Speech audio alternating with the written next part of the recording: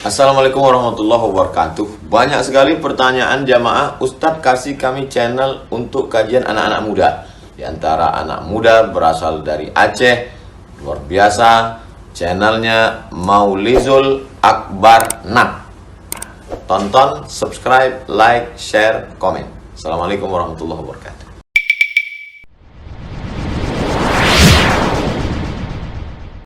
Assalamualaikum warahmatullahi wabarakatuh.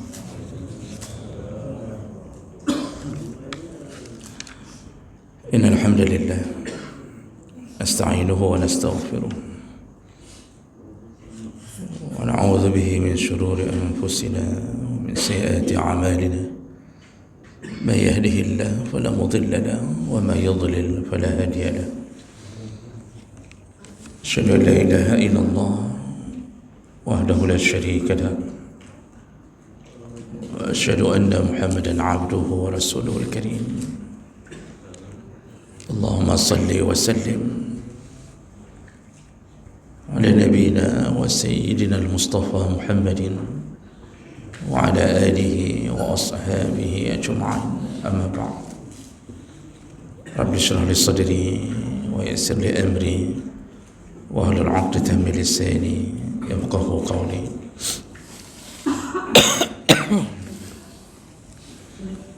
Segala puji bagi Allah, kemudian salawat dan salam pada Rasulullah, pada keluarga dan seluruh sahabat-sahabatnya. Bapak Ibu jemaah salat subuh yang Allah muliakan insyaallah. Kita sambung pelajaran kita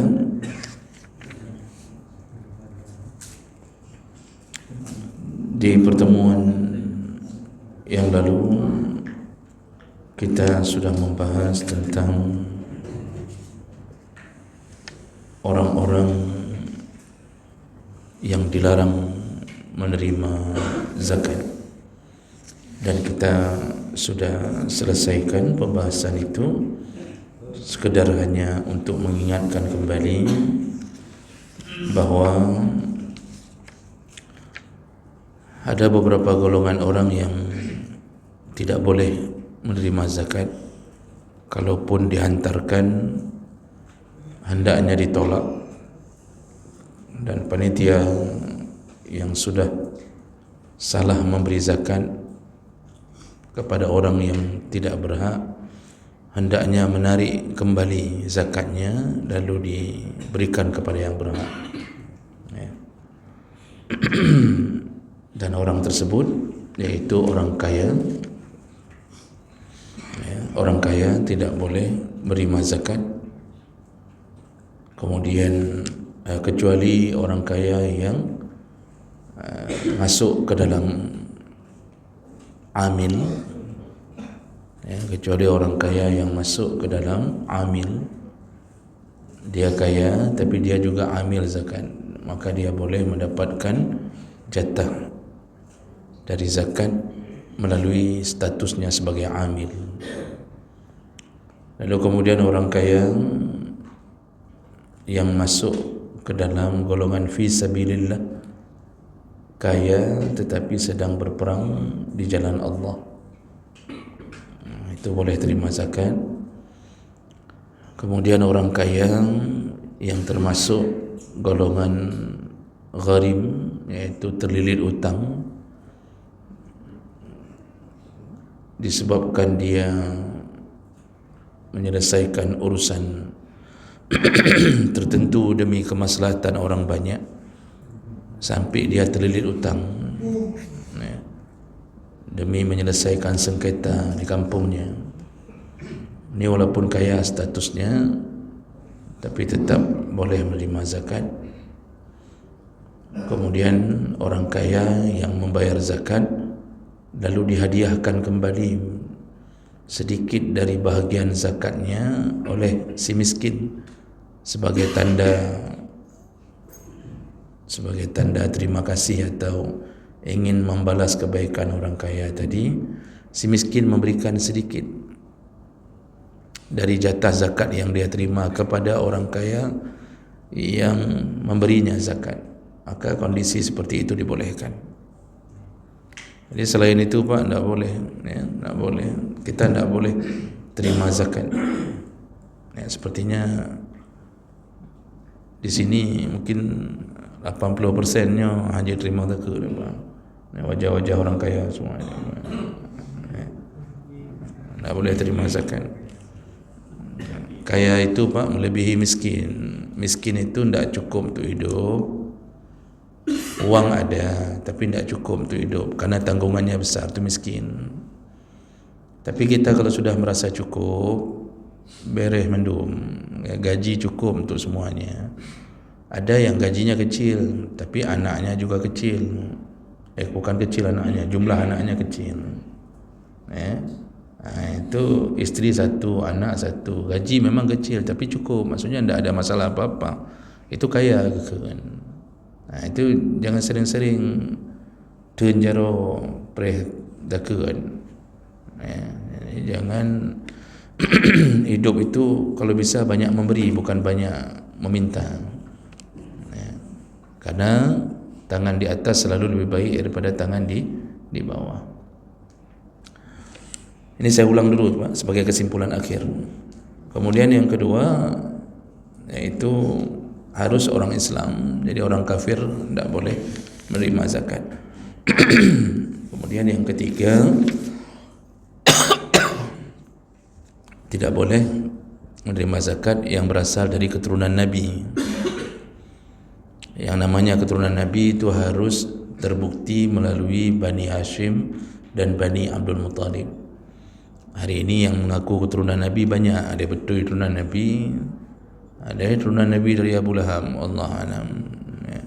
Kita lihat akhlaknya tidak cocok, kemudian tak merasa malu melakukan maksiat, tapi pegah terus tapi keturunan Nabi. Kadang begini Pak, ini kadang-kadang yang mengaku-ngaku keturunan Nabi ini, orang Syiah pun itu rata-rata mengaku keturunan Nabi.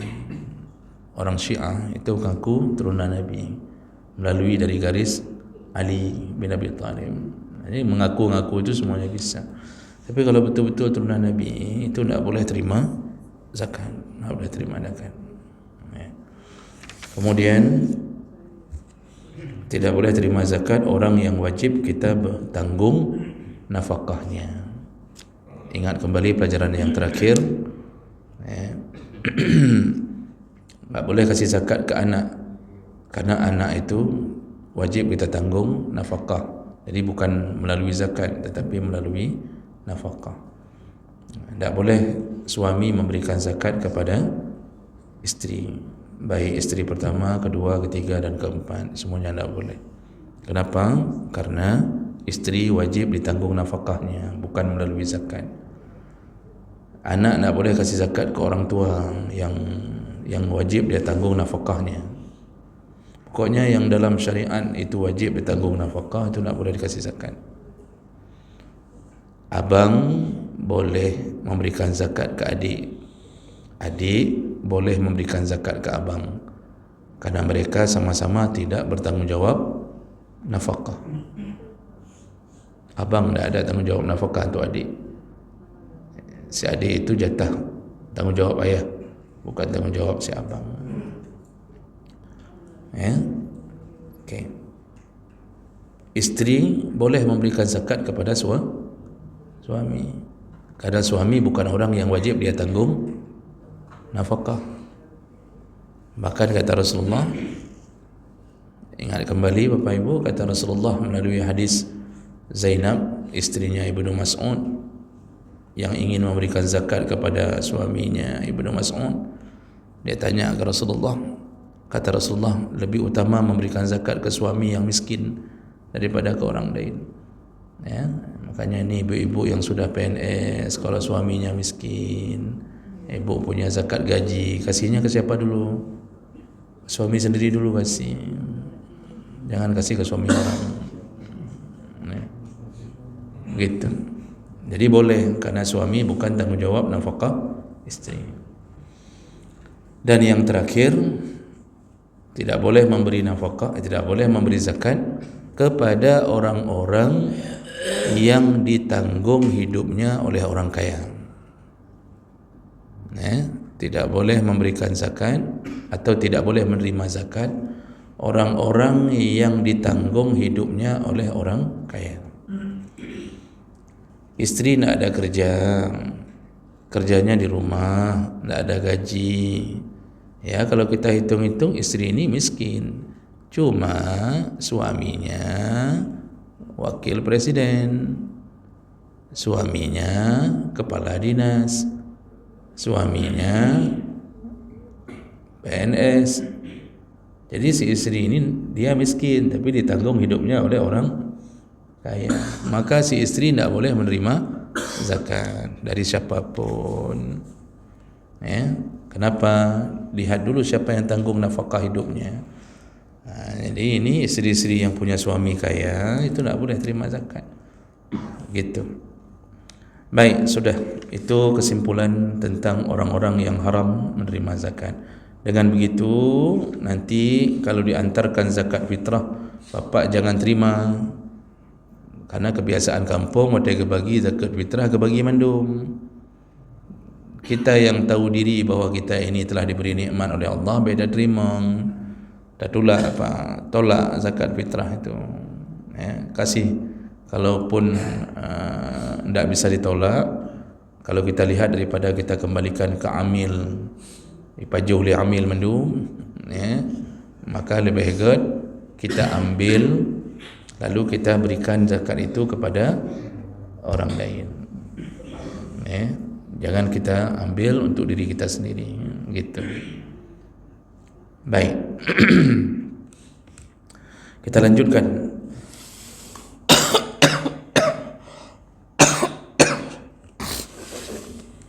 Pembahasan berikutnya, daf'u zakah ila al-imam wa ikhrajul insan zakat nafsi. Mana yang lebih utama, membayarkan zakat melalui pemerintah atau baitul mal atau langsung membayar sendiri? Ya, mana yang lebih utama? Kita kasih ke amil. Amil itu hitungannya bahagian daripada pemerintah. Karena yang berhak mengangkat amil itu pemerintah. Amil itu kan di SK-kan Pak oleh Pak Kecil. Maka amil bahagian daripada baitul mal, daripada pemerintahan. Nah, pertanyaannya, mana yang lebih utama? Ketika kita ingin membayarkan zakat, kita wakilahkan ke amil atau baitul mal, atau langsung kita antar sendiri ke rumah-rumah fakir dan miskin, ya. Baik. Jadi ada dua pandangan dalam masalah ini, artinya dua pertimbangan. Yang pertama, fa in kana malu zakah khafiyan atau batinan, seandainya zakat itu zakat milik kita pribadi yang tersembunyi, iaitu misal zakat tersembunyi, khafiyan itu tersembunyi, batin itu nak nampak. Jadi kalau seandainya kita ingin keluarkan zakat dari harta yang tak nampak, kayak mana maksudnya harta tak nampak? Orang tak tahu tentang harta kita. Contohnya az-zahab wal fiddah, tentang emas, perak. Kan orang tak tahu. Karena itu harta pribadi kita. Orang tak tahu berapa yang kita simpan emas. Ya.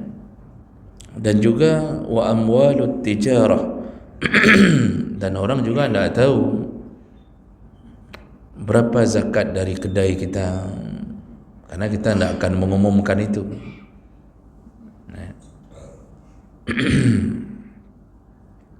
Jadi model pertama adalah model zakat dari benda-benda yang tersembunyi, artinya tidak diketahui oleh orang banyak. Ibu punya emas simpan di lemari, yang tahu cuma ibu.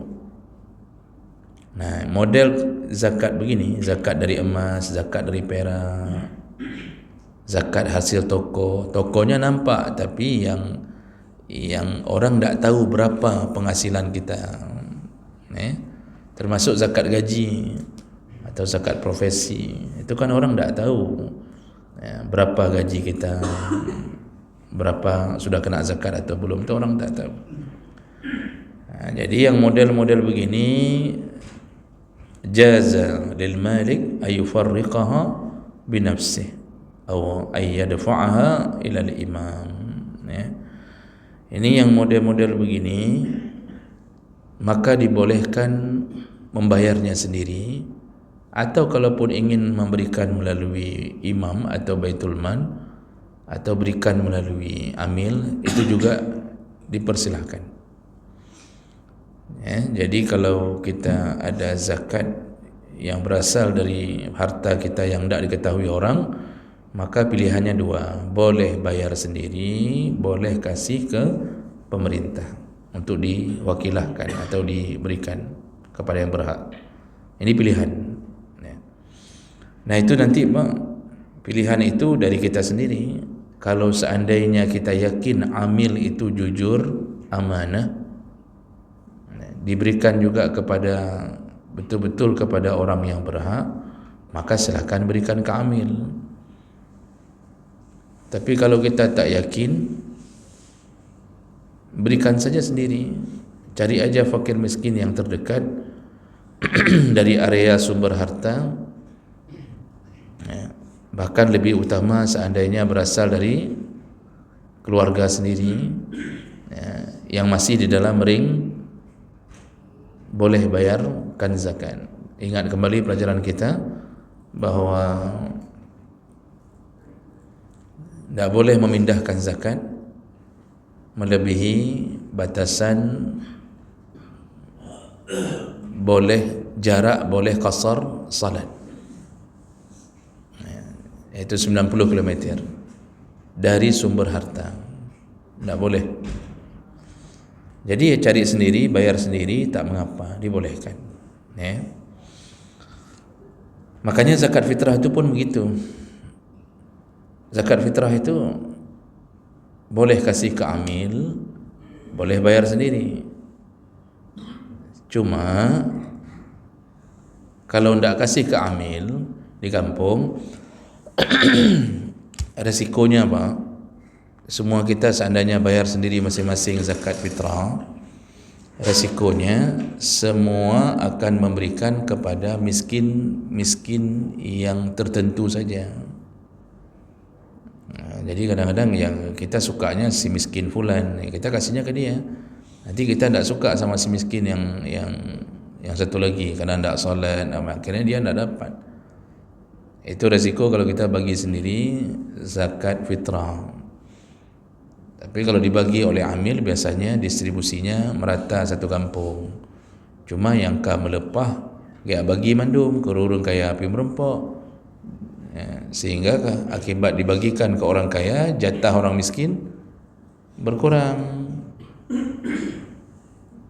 Seharusnya tidak boleh bagi ke orang kaya, dan orang kaya pun tidak boleh protes-protes kalau dia tidak dapat zakat.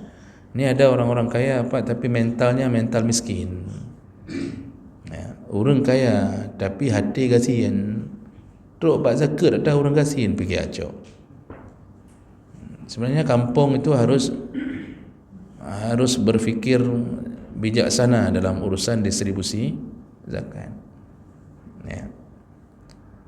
Itu akibat apa semuanya? Karena kadang-kadang tidak mengaji. Waktu dibuat pengajian tidak datang, yang protes urung-urung yang hana mengaji. Yang sudah mengaji sudah tahu ya begitu. Yang tak mengaji, yang duduk di kedai kopi, yang main judi online, yang gaduh dengan pinjol. Tahu pinjol pak? Pinjaman kepada Bang Jol, namanya pinjol. Itu gaduhnya sapu hana tepu kan. Padahal dia kaya tapi tidak pernah ikut ngaji. Waktu dibagi zakat fitrah protes. Jadi ini tipe pertama. Kalau zakatnya harta kita sendiri diam-diam tersembunyi, silakan bagi sendiri boleh, kasih melalui imam pun boleh.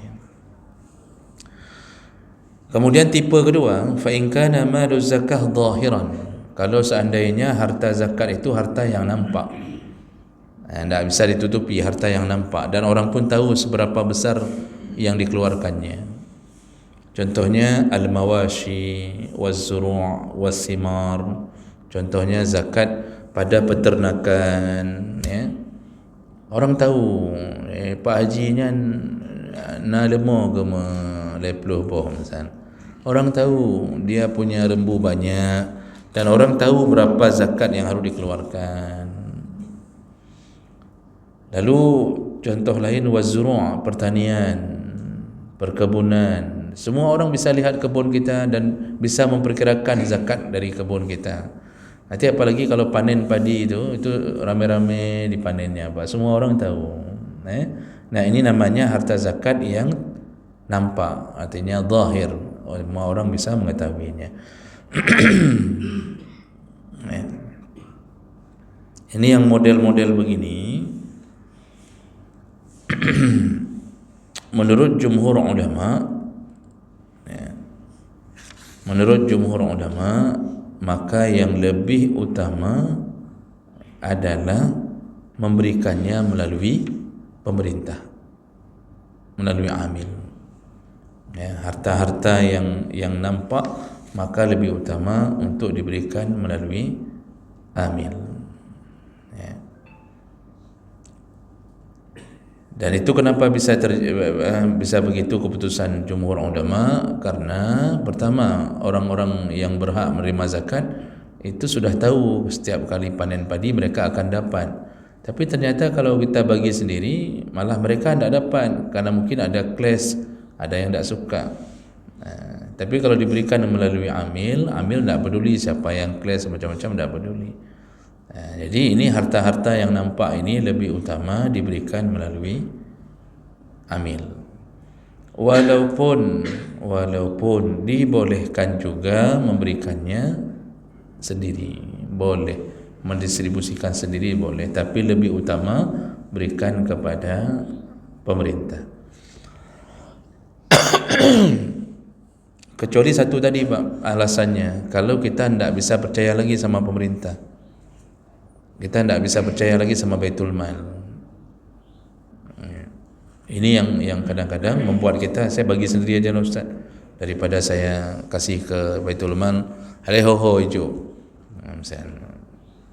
Ini pertimbangan-pertimbangan itu menyebabkan kita boleh untuk bagi sendiri kalau sudah kehilangan amanah dari para petugas-petugas zakat. Baik, sudah, itu permasalahan pertama. Trip tadi jumnya lama sekali jarum jam itu berjalan.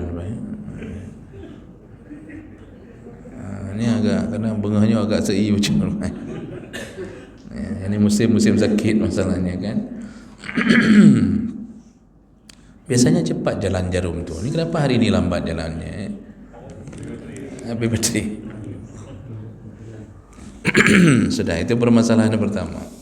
Kemudian yang kedua, at-tawkil fi ada'i zakah. Bolehkah zakat itu diwakilahkan? Jadi tidak kita langsung sendiri, tapi kita kasih tukang beca, kita kasih sama tetangga, kita kasih sama tengku, kita kasih sama ustaz. Ustaz tolong bagi ya zakat saya ya.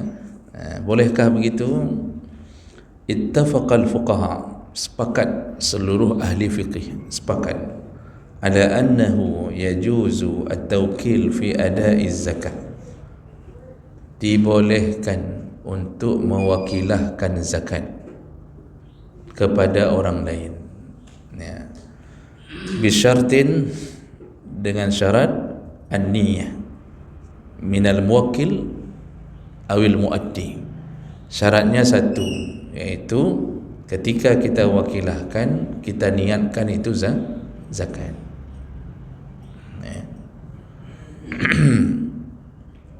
Jadi Bapak Ibu yang Allah muliakan,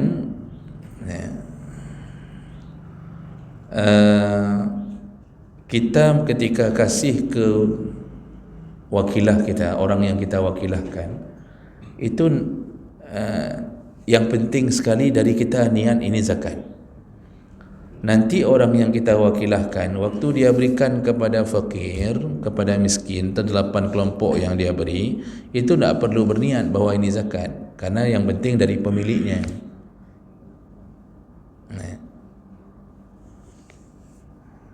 Dan kita sudah belajar Pak, bahawa syarat sah zakat itu, kalau syarat wajib kan zakat itu Islam sampai nisab, lalu kemudian haul sampai nisab, tunggu setahun, itu syarat wajib. Syarat sah niat, ya, syarat sah zakat itu niat, kemudian at-tamlik, iaitu memindahkan hak milik. Jadi tidak boleh tarik, tidak boleh pinjamkan kalau zakat. Memang kalau sudah dizakatkan berarti pindah hak milik, itu sudah milik orang-orang yang ditunjuk oleh Allah. Itu cuma syarat sah zakat. Nah sekarang tidak tersebut tentang kewajiban melakukan ijab kabul. Jumhur ulama mengatakan bahawa semua amal ibadah yang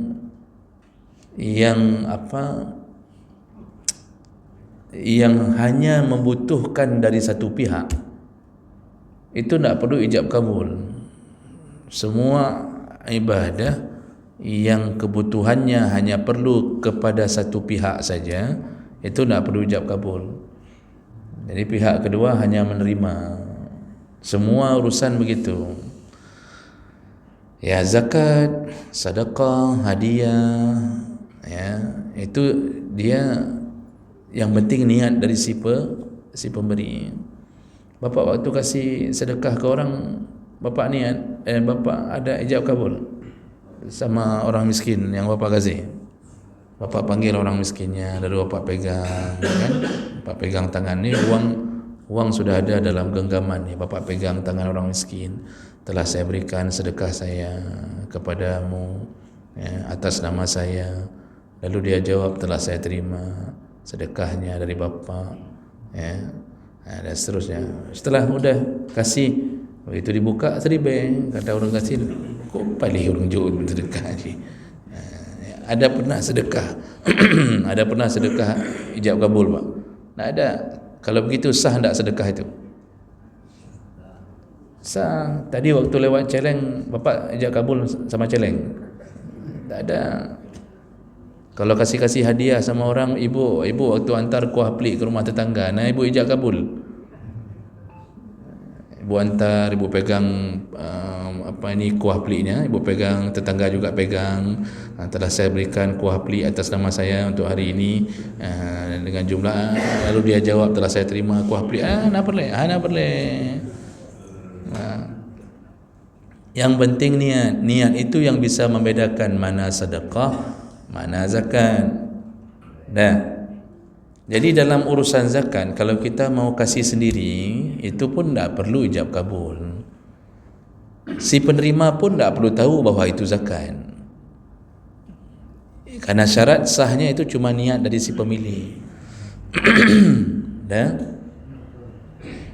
Jadi yang selama ini bapak lakukan, waktu antar zakat fitrah ke Manasa, kita pegang tangan tengku yang terima, lalu kita ucapkan, telah saya serahkan zakat saya tahun ini untuk 5 orang kepada tengku agar diserahkan kepada yang berhak. Itu ijab kabul apa? Jadi tengkunya jawab, telah saya terima zakat bapa, ya, dari tahun ini akan saya berikan kepada yang itu ijab kabul apa itu? Itu bukan ijab kabul zakat, itu ijab kabul wakilah. Ya. Itu bukan ijab kabul zakat, itu ijab kabul wakil.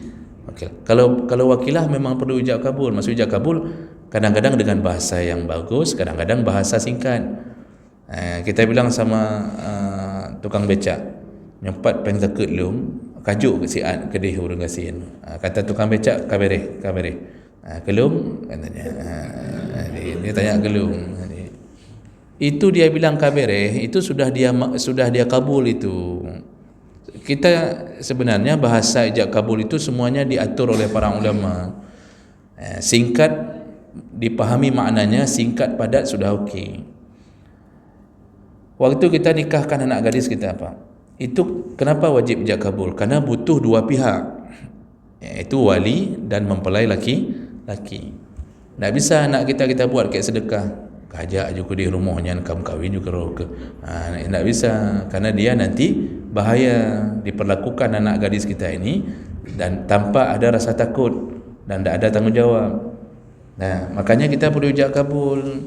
Dan ijab kabul nikah itu waktu sesingkat-singkatnya itu, misal kita ni wali ni, sudah kita ucapkan, telah saya terimakan, telah saya nikahkan anak saya Halimah binti Sa'diyah. Bukan Halimah binti Sa'diyah, Halimah Sa'diyah bin apa macam kan. Lalu dia jawab, telah saya terima nikahnya Fulanah bin Fulan segala macam. Sebenarnya dalam fikih itu dengan mengucapkan qabil tu, telah saya terima, itu sudah sah. Lintu baru itu cukup jawab qabil tu, telah saya terima, itu sudah sah. Makanya lintu hari ini takut mengkahwin, medet-det hotel acara itu, apalagi ditakut-takuti sama orang kampung. Kalau habis makan enggak cuci tangan cepat-cepat nanti susah ijab kabulnya. Dia teringat dia habis makan tak cuci tangan dulu. Dengan bicara dia kata orang kampungnya kod trip ijab kabul untuk kan katanya. Takut dia sehingga dihafal sampai betul-betul ulang-ulang, digertak sama KUA sekali, ulang. Disuruh ulang makin betul-betul. Sebenarnya cukup jawab sudah saya terima, sudah selesai di situ. Cuba baca kitab, itu sesingkat-singkatnya sudah selesai. Cuma kita kan banyak mendramatisir, artinya banyak kita kalau bisa yang lengkap lah segala macam kan. Itu ijab kabul tu wajib pegang tangan apa enggak? Ijab kabul dalam pernikahan tu wajib pegang tangan apa tidak? Tidak. Mana ada suruhan suruh pegang tangan? Ijab kabul itu bukan tangan dengan tangan. Kalau tangan dengan tangan namanya bai'at. Membai'at. Nabi dulu kalau membai'at memegang tangan sahabat, maka disebut al-yamin, disebut tangan kanan. Itu dipegang, tanda kesetiaan kepada agama. Tapi kalau ijab kabul itu tidak wajib. Bukan tidak wajib pun, ada suruhan pegang tangan. Misal lintu baru di situ duduk, Pak. Ini walinya di sini. Lalu pegang mic masing-masing. Diucapkan oleh ayah si gadis. Si lintu jawab, sah tak? Sah. Jadi yang selama ini kita pegang tu gini tu apa? Itu hanya bahasanya apa ya? Sinetronisasi. Kira-kira begitulah Pak. Namanya sinetronisasi. Ya. Di kita lumayan masih pegang tangan. Di Jawa apa? Hanya payah tuk ule-ule satu selendang taruh sananya ada perempuan. Itu lebih parah lagi. Artinya yang seharusnya tidak perlu lakukan pun tiba-tiba seakan-akan dijadikan wajib. Jadi ini misal si mertua melakukan ijab kabul dengan lintu. Ternyata si mertua ini punya kurap di tangan. Itu boleh menghindari untuk tidak pegang tangan. Ini beginilah. Jadi zakat itu tidak perlu, walaupun nanti ada sebagian kecil ulama berpendapat bahawa wajib zakat kabul, tetapi tidak begitu dalam pandangan jumhur ulama. Asal kita sudah niat ini zakat, kita wakilahkan, maka dia mau kasih ke mana saja, dia tidak perlu niat ulang. Tak perlu dia kasih tahu pun sama orang terima menyopeng zakat, kerana tidak ada. Begitu pindah hak milik, terserah orang yang terima mau bawa ke mana aja, terserah. Nah, jadi mewakilahkan zakat boleh. Tak mesti kita yang bagi, kita suruh bagi sama orang dengan niat ini zakat. Nanti dengan yang wakilahnya kita ijab kabul, tapi ya bahasanya bahasa yang singkat padat sudah masuk ijab kabul. Dalam jual beli juga wajib ijab kabul karena ada penjual dan pembeli. Sekarang saya tanya, berapa banyak di antara bapa yang waktu beli tertentu lakukan ijab kabul? Ibu-ibu waktu belanja, ibu beli cabai. Ibu sudah dibungkus cabai, lalu ibu kasih uang. Apa yang ibu ucapkan? Pak Peng. Ada ibu ucapkan, telah saya serahkan uang untuk pembelian cabai 1 on, ya. Lalu yang di sana jawab, telah saya terima uang dari ibu, ya, dengan cabai dengan 1 on, telah saya serahkan cabainya kepada ibu. Ada itu. Kalau itu ada, maka pasar itu cukup banyak antri. Jadi kiban kejadian deweknya. Jawab Peng, Pak Bang Bu. Ada. Si abang jawab, okey. Artinya kita tidak melakukan ijab kabul dengan baik. Jual beli wajib ijab kabul. Jual beli itu 5 rukunnya, tapi salah satunya ijab kabul. Namun kenapa kita hari ini kadang-kadang diam pun kita. Cuma diam, padu punya bang, udah dibungkus yang Pak Bu. Kita kadang-kadang diam pun, kita kasih uang. Si penjual pun diam. Ternyata sama-sama bisu. Sahkah jual belinya? Dasar hukumnya tidak sah kalau tidak ada ijab kabul. Karena wajib ijab kabul dalam jual beli. Beda dengan sedekah, cuma satu pihak. Jual beli perlu 2 pihak. Dasar hukumnya tidak sah. Cuma para ulama mengatakan kalau jual belinya jumlahnya kecil-kecil, ringan-ringan atau receh-receh lah, yang kecil-kecil, maka dengan memberikan uang, ambil barang, lalu itu sudah dianggap termaafkan. Kalau hal-hal yang kecil termaafkan. Karena kalau hal-hal kecil semuanya wajib ijab kabul, kita malas belanja. Kita belanja di market bawah, semua wajib ijab kabul sama kasirnya. Orang antri di belakang, Pak Cang kena tepuk orang ikut kan. Beli permen 1 ijab kabul. Beli roti pentol di bawah ijab kabul, Pak. Setelah saya beli roti pentol RM5,000, cukup dah udah lengannya, Pak. Maka sepakat para ulama hal-hal kecil itu termaafkan. Tapi tidak boleh hal besar, beli televisi, kulkas, kemudian Nmax, PCX, Pajero, Avanza, itu tidak boleh, tidak ada ijab kabul. Tapi masalahnya Bapak ada lakukan ijab kabul tidak waktu beli-beli barang yang besar-besar tu? Tidak juga. Betul, tidak juga. Tetapi sebenarnya ada. Mana dia? Kwitansi. Kwitansi itu ijab kabul melalui tulisan. Bahkan itu lebih kuat daripada melalui lisan. Ditulis di kwitansi, telah menerima sejumlah uang sekian atas pembelian sekian, tanda tangan, si pembeli tanda tangan, begitu. Itu mengganti ijab kabul lisan dengan tulisan. Malah sekarang dunia modern yang tulisan lebih kuat daripada yang lisan. Sekarang kalau dalam pengadilan, Pak, yang lisan tidak bisa dijadikan bukti, tulisan yang bisa dijadikan bukti. Dan itu pun ditambahi lagi dengan harus ada materai segala macam. Baik, jadi dengan begitu kesimpulan kita bahwa mewakilahkan zakat dibolehkan, dan si yang kita wakilkan waktu dia kasih ke mustahik zakat dia tidak perlu untuk berniat bahwa itu zakat, karena niat itu cukup dari si pemilik zakat. Nah kemudian bolehkah si wakilah, orang yang kita wakilahkan, mewakilahkan lagi ke orang lain? Bolehkah orang yang kita wakilahkan, dia wakilahkan lagi ke orang lain untuk membagi zakat? Kita tadi kasihnya ke Tengku dengan janji Tengku memberikan kepada yang berhak.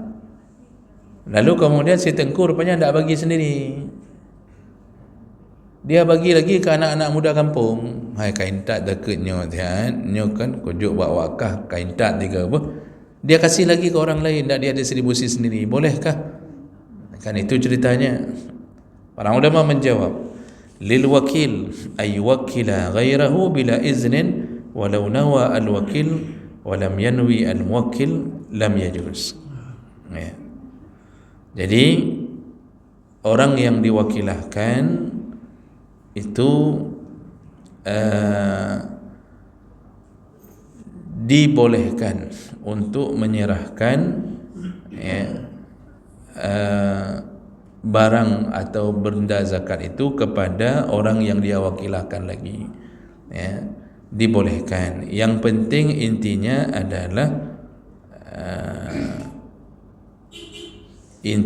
adalah barang itu sampai pada yang berhak. Jadi beberapa tangan itu tidak bermasalah. Baik.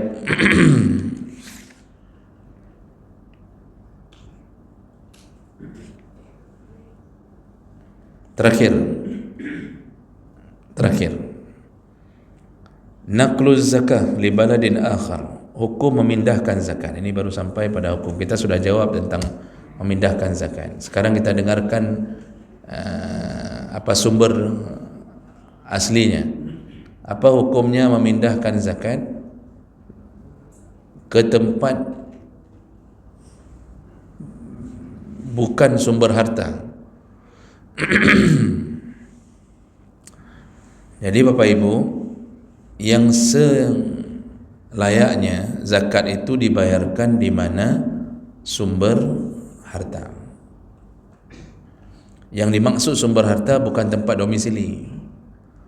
Bapak tinggal di Lok Sukun, sedangkan bapak kerjanya di Arun misal, atau kerja di PIM misal.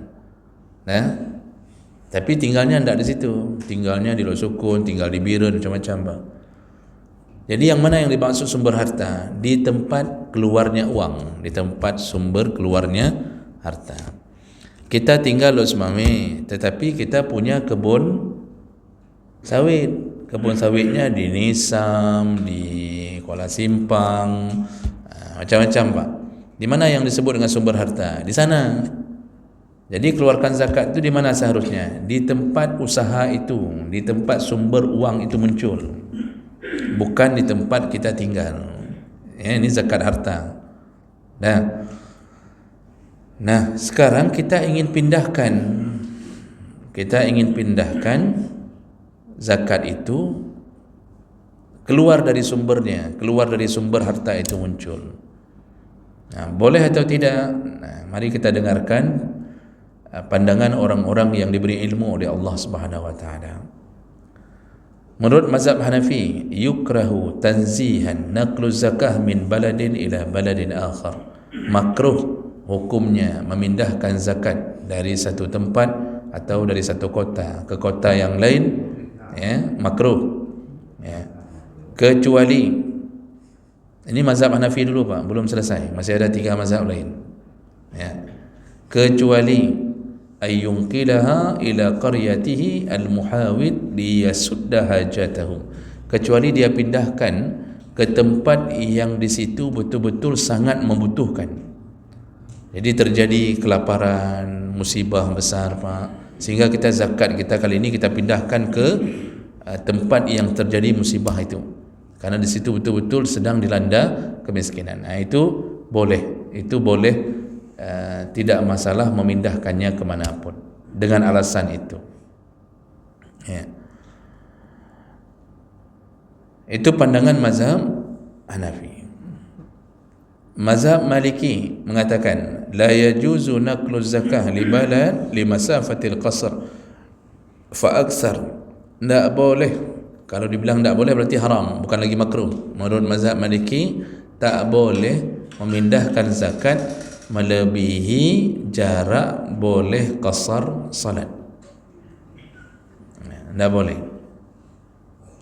Jarak boleh qasar salat 4 burud 2 marhalah 16 farsakh, iaitu 89 atau 90 km. Jadi menurut mazhab Maliki tidak boleh pindahkan zakat melebihi 90 km. Kecuali, ada kecualinya, liman huwa ahwaju ilaiha.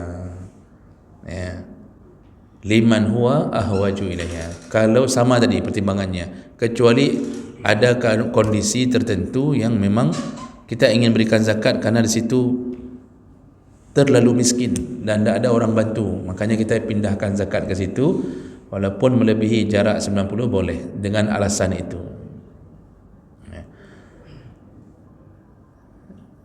Menurut mazhab Syafi'i, ini menurut mazhab Syafi'i yang sering kita jalankan, al-adhhar man'u naqli zakah wa yajibu sarfuha ila al-asnaf fil balad allazi fihi al-mal.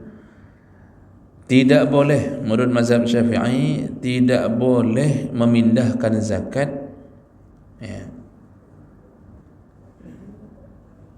juga dengan pertimbangan melebihi jarak boleh qasar salat. Karena zakat itu wajib dibagi di kelompok atau asnaf yang berada di area sumber harta, di area sumber harta. Imam Syafi'i berdalil, waktu Rasulullah mengutus Muaz bin Jabal ke Yaman, kata Rasulullah, Muaz, nanti kalau sudah waktunya mengambil zakat, ambil zakat itu dari orang kaya, lalu turaddu, kembalikan ke orang miskin di antara mereka. Jadi ambilnya orang kaya di situ, kembalikannya ke miskin di situ. Bukan ambilnya dari orang kaya di sini, lalu berikannya ke miskin di sana. Anda begitu bahasa Nabi, ambil dari orang kaya di antara mereka, kembalikan ke orang miskin di antara mereka.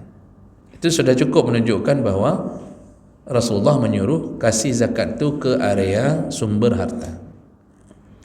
Mazhab Hanbali mengatakan la yajuzu naqlus sadaqah min baladi mali zakah ila mali masafatil qasr. Mazhab Hanbali juga sama, tidak boleh, haram hukumnya memindahkan zakat melebihi jarak boleh qasar salat.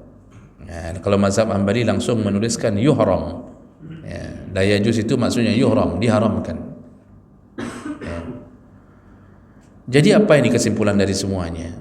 Tidak ada yang mengatakan halal, tidak ada yang mengatakan boleh, mubah pun tidak ada yang mengatakan. Jadi pertama paling ringan tu mazhab Hanafi makruh, yang lain semuanya haram. Memindahkan zakat melebihi jarak boleh qasar salat. Jarak boleh qasar salat 90 kilo. Berarti kalau kita kerja di Lusmawi, lalu kita punya zakat, maka jarak paling jauh boleh kita kasih kalau ke barat itu ke Samalanga, Samalanga. Kalau ke timur ke Panten masih boleh. Panten tu sekitar berapa kilo itu Pak? Lewat Panten sedikit mungkin masih boleh. Lihat nanti di Google Map ada itu, misalnya 90 dah dapat gitu. Ke Birun 65 km atau 55, lupa pernah saya lihat. Begitu Pak. Jadi hanja dah pindah zaka galak-galak ada dah kirim peng zaka ke Dehu Kota Cane, ke Dehu tempat tuan, tak boleh. Kenapa alasannya disuruh kasih semua ke sumber harta? Ini alasannya apa? Alasan sosial. Kita kerja di perusahaan di satu kampung, perusahaan itu ada di kampung itu. Orang kampung tiap-tiap hari lihat kita. Dilihatnya kita pakai baju yang tak ada pinggangnya, kan? Ada baju yang tak ada pinggang tu Pak, yang dari atas bawah tu. Baju perusahaan tu, orang kampung duduk lihat, mereka saling bertanya-tanya, padu gaji awaknya, nanti ada yang jawab, le gaji awaknya padu menasang dah 20 juta nak. Kok pada kau kerja kampung tanya nak sapu merempok, awaknya kau raya-raya gaji. Itu tetap mereka bertanya-tanya itu. Dilihatnya baju-baju coklat lewat mak, dilihatnya macam-macam orang kerja di kampungnya. Mereka terduduk karena mereka tidak kuliah. Kalau tidak kuliahnya anak presiden yang lama itu okey. Ini masalahnya yang tidak kuliah ni orang kampung. Kalau tidak kuliah anak presiden, itu dijadikan lagi pak presiden walaupun tidak kuliah. Itu semua mereka lihat. Tiba-tiba, dan mereka tidak dapat apa-apa dari orang yang kerja-kerja itu. Mana ada tiap-tiap hari kita kasih ke orang kampung ada orang, tidak ada. Satu-satunya harapan untuk menutupi rasa kecemburuan mereka, hanya pada zakat. Teruk bak zakat kah nak terbayar di kampungnya. Nanti kurban, makanya kan kurban sama hukumnya. Kurban itu disuruh kasih di mana kita berdomisili. Kalau kurban, ya. Jadi sama, demi menutup kekecewaan dan kecemburuan orang-orang di sekitaran kita. Zakat juga sama begitu. Jadi satu-satunya harapan mereka zakat.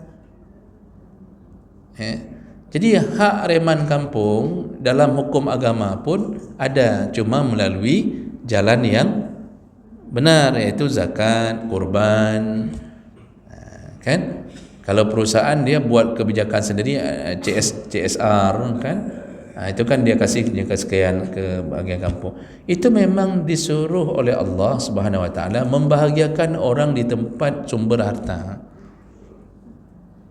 Kecuali Pak, di sumber harta itu tidak ada kampung, maka cari kampung yang ring terdekat lagi. Contoh, kita kerja di lepas pantai, lepas di laut lepas. Memang mau kasih zakat ke siapa laut lepas tu? Ya. Berarti cari kampung yang paling dekat dengan laut itu. Kalau dah kena zakat, begitu membayar zakat, ya, usahakan jangan dipindahkan. Ya. Di kampung kita sana ada orang miskin, tapi di sana pun ada orang kaya yang bayar zakat. Tetap kita sunnahnya, tetap kita utamanya membayar zakat di tempat kita bekerja. Jadi peliharalah orang-orang miskin di area sumbernya harta. Begitu tentang hukum memindahkan zakat. Jadi kesimpulannya, tak boleh pindahkan zakat suka-suka kita. Ya. Jadi ringnya ring di bawah 90. Kalau di bawah 90 Pak suka-suka. Ke Biren boleh. Bapak mau kirim ke mana yang di bawah 90 km lah. Kanan kiri di bawah 90 km itu aman. Tak masalah. Bapak mau kirim ke mana? Ke kampung bapak di Lok Sukun misalnya. Lok Sukunnya kalau terus ke Rumploh, ni aman. Yang penting di bawah 90. Itu masih dianggap posisi yang aman, ya. Baik.